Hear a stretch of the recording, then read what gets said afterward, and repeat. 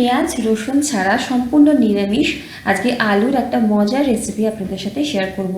আচারি আলু বা আচারি আলুর দমও বলতে পারেন, যেটা রুটি লুচি পরোটা বা ভাতের সাথেও কিন্তু দারুণ লাগবে। চলুন দেখে নেওয়া যাক আমার আজকের রেসিপি।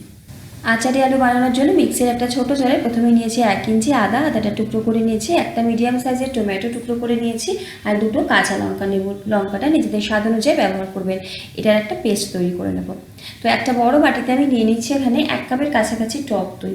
যেহেতু আচারি আলু, তো টক দইটা একটু বেশি ব্যবহার করতে হবে। টক দইয়ের মধ্যে দিয়ে দেবো এখানে 1/2 চা চামচ পরিমাণে হলুদের গুঁড়ো, কাশ্মীরি লাল লঙ্কার গুঁড়ো, ধনে গুঁড়ো দেবো 1/2 চা চামচ, আর জিরে গুঁড়ো দেবো 1/2 চা চামচ।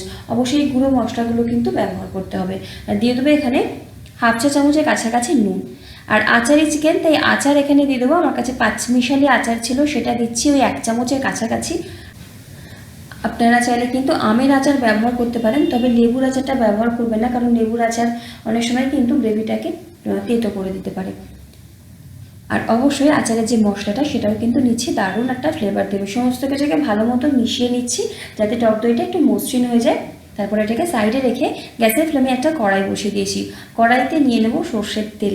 আচারে চিকেন সর্ষের তেল ছাড়া কিন্তু একদমই জমবে না। তো সর্ষের তেল যদি একান্তই না থাকে বা না ব্যবহার করতে চান, সেক্ষেত্রে সাদা তেল দিতে পারেন। সর্ষের তেলটাকে ভালো মতো গরম করে নিতে হবে, ধোঁয়া ওঠা গরম। তারপরে গ্যাসের ফ্লেমটাকে একটু লোতে করে দিয়ে ফোড়নে দিয়ে দেবো 1/4 চা চামচ পরিমাণে 5 ফোড়ন, একটা শুকনো লঙ্কা, একটা তেজপাতা, আর অল্প একটু গোটা সর্ষে। ফোড়নটাকে 10 সেকেন্ড মতো তেলের সাথে নাড়াচাড়া করে নিয়ে এখানে আমি একই সাইজের একটু ছোটোর দিকে আলু নিয়েছি, খোসা ছাড়িয়ে নিয়ে ভালো মতো ধুয়ে নিয়ে হাফ করে কেটেছি। আপনি চাইলে একটা আলুকে কিন্তু 8 টুকরো করতে পারেন, যদি আলুর টুকরোগুলো আরও ছোটো ছোটো চান। তেলের সাথে আলুগুলোকে প্রথমে একটু নাড়াচাড়া করে নেবো। তারপরে এর উপর দিয়ে দেবো 1 চিমটি মতো নুন। নুনটা দিলে কিন্তু আলুগুলো ভাজতে অনেকটা সুবিধা হয়। আর দিয়ে দেবো এখানে 1 চিমটি মতো হলুদের গুঁড়ো। নুন আর হলুদের গুঁড়ো দিয়ে আলুটাকে ভালো মতো ভেজে নিতে হবে। তো এই সময় কিন্তু আমি ঢাকা দিয়ে আলুটাকে ভাজবো। মাঝে মাঝে কড়াই ঢাকনাটা খুলে নিয়ে একটু নাড়াচাড়া করে নেব, যতক্ষণ না আলুটার গায়ে হালকা একটা লালচে কালার আসছে। আর অর্ধেকের বেশি আলুটাকে এই সময় কিন্তু সেদ্ধ করে নিতে হবে। আমি মিডিয়াম টু লো ফ্লেমে রেখে করেছি, চাইলে মিডিয়াম ফ্লেমে করতে পারেন। সেক্ষেত্রে কড়াই ঢাকনাটা বারে বারে খুলে কিন্তু একটু নাড়াচাড়া করে দিতে হবে। আলুগুলো বেশ সুন্দর করে ভাজা হয়ে গেছে। এবার এখানে টমেটো, কাঁচা লঙ্কা আর আদার পেস্টটা দিচ্ছি। গ্যাসের ফ্লেমটাকে লোতে রেখে মশলাটাকে ভালো মতো আলুর সাথে কষিয়ে নিতে হবে, যতক্ষণ না মশলার কাঁচা গন্ধ চলে যাচ্ছে। এই মশলাটা ভালো মতো যখন কষানো হয়ে যাবে, তারপর আমি যে টক দইয়ের মিশ্রণটা তৈরি করে রাখলাম আগের থেকে, গ্যাসের ফ্লেমটা একদম লোতে করে সেই মিশ্রণটা সম্পূর্ণ এখানে দিচ্ছি। অনেক সময় হাই ফ্লেমে টক দইটা কড়াইতে দিলে টক দইটা ফেটে যায়, তাই জন্য টক দইটা দেওয়ার সময় গ্যাসের ফ্লেমটাকে লোতে রেখে দেবেন। অনবরত কিন্তু এরকম করে নাড়াচাড়া করবেন, দেখবেন টক দই কিন্তু রান্নার বা তরকারিতে কখনোই ফাটবে না। সমস্ত কিছু ভালো মতো মিশিয়ে মশলাটাকে কিন্তু ভালো মতো কষতে দিতে হবে, যতক্ষণ না মশলা থেকে ভালো মতো তেল ছাড়ছে।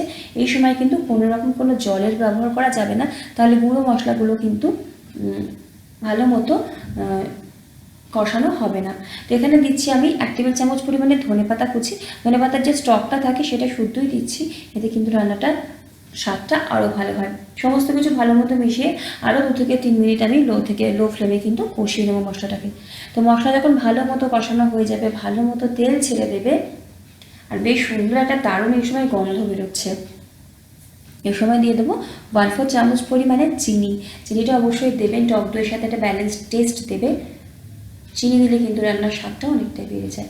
আর এখানে এবারে দিয়ে দেবো জল। আমি এখানে 1/2 কাপ পরিমাণে জল দিচ্ছি, কারণ যেহেতু আলুর যে বাকিটুকু সেদ্ধ হওয়া বাকি সেটাও সেদ্ধ হবে, আর একটু হালকা গ্রেভি করব। তারপর ঢাকা দিয়ে যতক্ষণ আলু একদম ভালো মতো সেদ্ধ হচ্ছে আমাদের রান্না করতে হবে। মাঝে মাঝে কড়াই ঢাকনাটা খুলে অবশ্যই 1-2বার একটু নাড়াচাড়া করে দেবেন। ভিডিওটা ভালো লাগলে অবশ্যই লাইক, শেয়ার এবং সাবস্ক্রাইব করার অনুরোধ থাকবে। আর কমেন্ট বক্সে অবশ্যই জানাবেন যে কেমন লাগলো। তো এখানে কিন্তু আচারি আলুর দম একদম রেডি। আলুগুলো কিন্তু দেখতে পাচ্ছেন খুব সুন্দর ভালো মতো সেদ্ধ হয়ে গেছে।